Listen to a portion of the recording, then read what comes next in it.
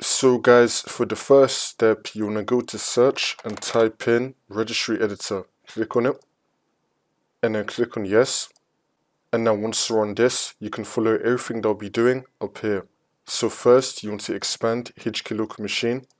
And now you want to expand software. And now you want to expand Microsoft.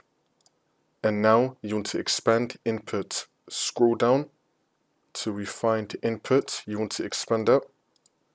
And now you want to click on settings. And now this will appear on the right side. Again, you can follow everything that I did up here.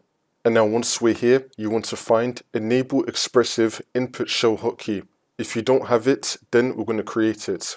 You want to right click on the white space and then click on new and then select dword 32-bit value.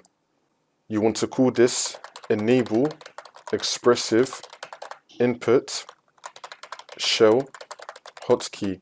Spell it the same way how I did with the same capitals and lowercase and then click on enter. I'm going to make this bigger so you can see. And now once we have this, you want to double click on it. And now in this box, you want to type in the number 1. So make sure that under value data, you have the number 1 and then click on OK. For the last step, you want to restart your computer and then the problem should be fixed.